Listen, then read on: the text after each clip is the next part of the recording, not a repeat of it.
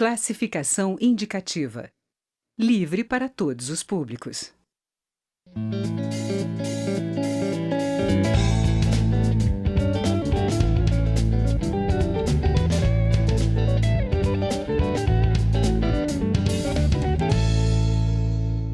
Olá!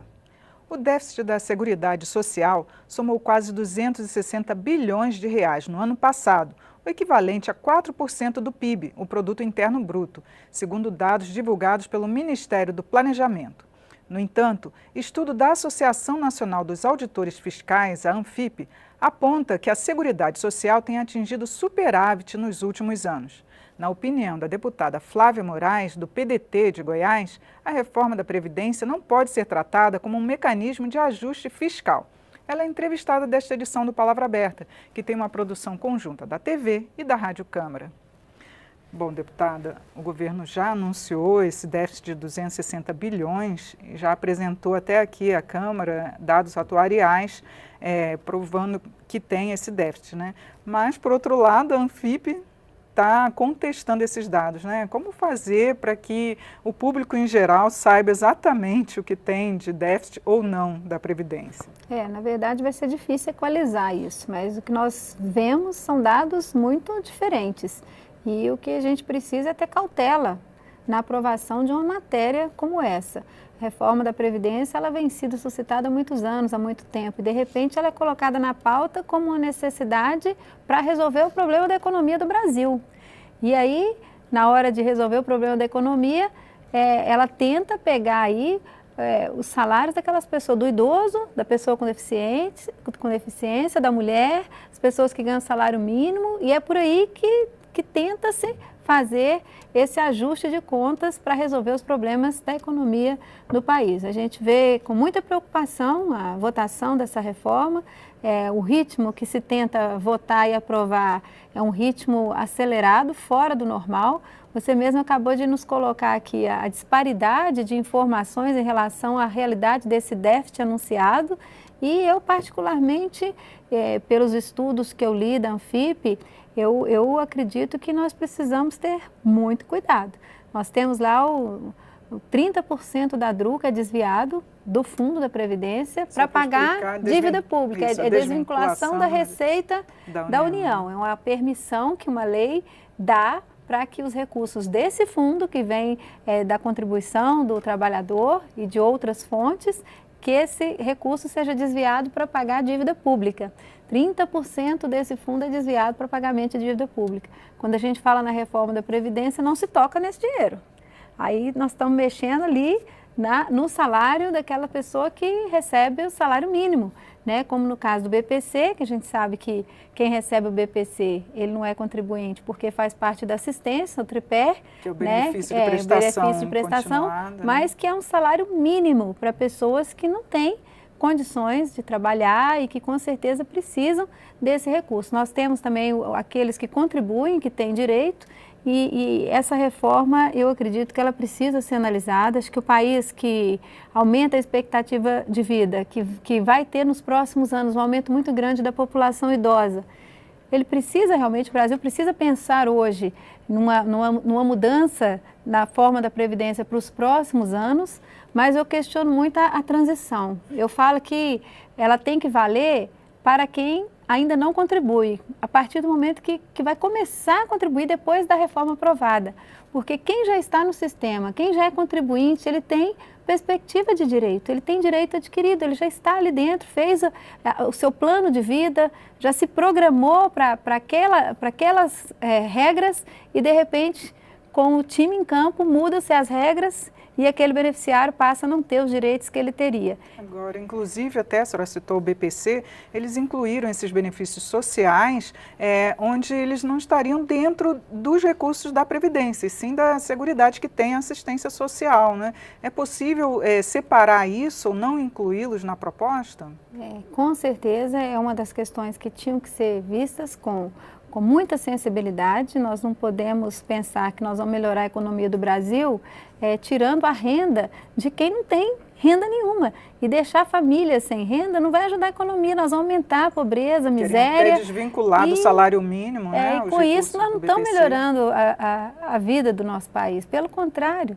Então a nossa preocupação é muito grande, essa discussão, esse discurso de que nós precisamos melhorar, nós precisamos sim, mas nós precisamos mexer um pouco, são nas grandes fortunas, na sonegação, vamos ver como que a gente faz para cercar, diminuir o índice de sonegação. Até porque a dívida com a Previdência é de quase 500 bilhões de reais, né? Não teria uma forma do Congresso pressionar para que o Executivo, né, cobrasse desses devedores da Previdência? Então existem várias outras formas de nós recuperarmos e darmos aí um fôlego para a Previdência e aprovarmos regras que vão ter aí lá na frente uma repercussão que não seja tão traumática, que não tire direito de quem tem direito adquirido e que traga uma perspectiva de segurança dentro do seu sistema de previdência. Então, o que a gente está vendo acontecer é uma forma torta de resolver um problema que a gente sabe que precisa, mas nós teríamos que fazer de outra forma. Nós precisamos aprovar antes a reforma tributária, ver a questão da taxação das grandes fortunas, ver a questão da sonegação, mexer em outras coisas para, numa última instância, chegar a atingir o indivíduo, o ser humano, que é o objetivo de tudo, né? As políticas públicas, tudo se move em torno do indivíduo, do brasileiro, do cidadão. E se a gente começar a dificultando e criando miséria, criando falta de condições mínimas de sobrevivência, de vida, nós não estamos ajudando a melhorar o nosso país. Pelo contrário, nós estamos aí aprovando um retrocesso que vai trazer um impacto social muito grande, muito forte para o Brasil. Agora, a proposta recebeu mais de 140 emendas, né? Essas alterações, a senhora acredita que podem ser aprovadas? Tem algumas delas até que fazem um substitutivo geral desse projeto, outras que tratam de carreiras específicas, como os professores. O que a senhora acha que pode ser ainda alterado nessa proposta? Eu queria muito que nós pudéssemos trabalhar num prazo mais longo, com muita cautela, analisando ponto a ponto, para que a gente pudesse corrigir algumas distorções que existem, nós reconhecemos que existem, sem afetar as pessoas mais vulneráveis do nosso país. Eu acredito que a emenda, numa votação tão apressada como está sendo essa da reforma, ela pode tentar salvar o que der conta, mas com certeza não é a melhor forma de nós elaborarmos esse texto. Eu sei da boa intenção de todos os parlamentares que apresentaram as emendas. Eu acredito que se esse texto, eu torço para que não, e nós vamos trabalhar para que não seja aprovado o texto, mas se for aprovado, que as emendas possam aí corrigir e ajudar a recuperar alguns direitos que estão sendo massacrados, né, com essa reforma. Um deles é o que você falou, a aposentadoria especial dos professores, e aí nós temos vários outros, né? Nós temos aí a questão dos militares, e nós temos aí a questão da idade de contribuição, da idade de transição, que não considera o tempo de contribuição, enfim, são tantas questões que com certeza me preocupa a pressa, a falta de um debate mais aprofundado e de uma cautela maior no sentido de que a gente possa realmente trazer uma reforma, mas visando não esse déficit de hoje, que eu não acredito que exista dessa forma, né? Que a gente sabe que pode ter, mas porque tem outras despesas sendo pagas com esse recurso.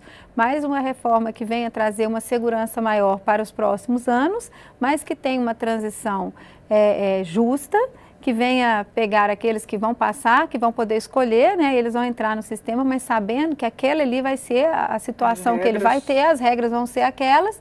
Então, isso seria justo e daria uma credibilidade maior para o nosso sistema previdenciário. Então, o que a gente precisa é ter bom senso, colocar a justiça na frente e não cometer essa crueldade que se pretende com essa proposta que está tramitando aí. Só uma última pergunta. O Senado está levantando assinaturas para uma CPI da reforma da Previdência, né, dos recursos da Previdência. A senhora acha que caberia agora, nesse momento, à Câmara também, ou se ainda daria tempo?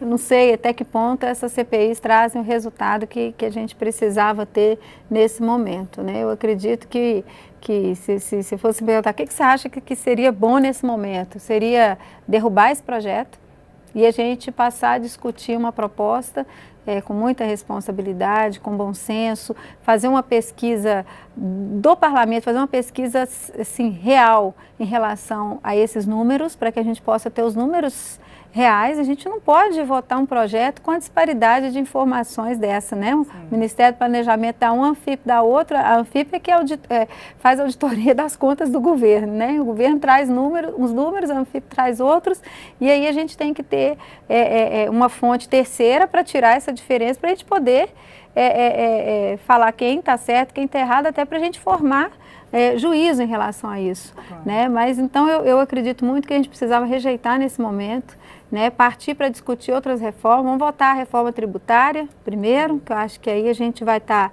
mexendo com quem tem condição de mexer, e vamos deixar o pessoal que está aí dependendo desse salário mínimo, que vive aí com R$ 800, para que essas pessoas tenham aí a possibilidade de ter essa condição de sobrevivência. Nós temos aí pessoas que já estão aí com muito tempo de contribuição, pessoas que já estão aí na fase, na idade avançada, contando com o BPC, né, próximo, e que vão ter aí um prejuízo muito grande, vão ter uma dificuldade muito grande. A gente quer poder contribuir de alguma forma, né? Nosso voto com certeza vai ser contrário a essa proposta, mas que a gente possa aperfeiçoar com muita responsabilidade, fazer uma reforma que realmente traga justiça social, proteção para aquelas pessoas que precisam, né? E a sustentabilidade do fundo também. Nós também não achamos que o fundo tem que quebrar, mas nós acreditamos muito que é possível fazer sem mexer,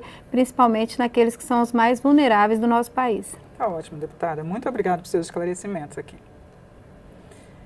Eu conversei com a deputada Flávia Moraes, do PDT de Goiás, sobre as divergências quanto aos recursos da Seguridade que estão sendo discutidos aqui na reforma da Previdência. Assista esta e as outras edições do Palavra Aberta em nosso site, no câmara.leg.br/palavra aberta. Eu sou Regina Assunção, agradeço a sua audiência. Até a próxima.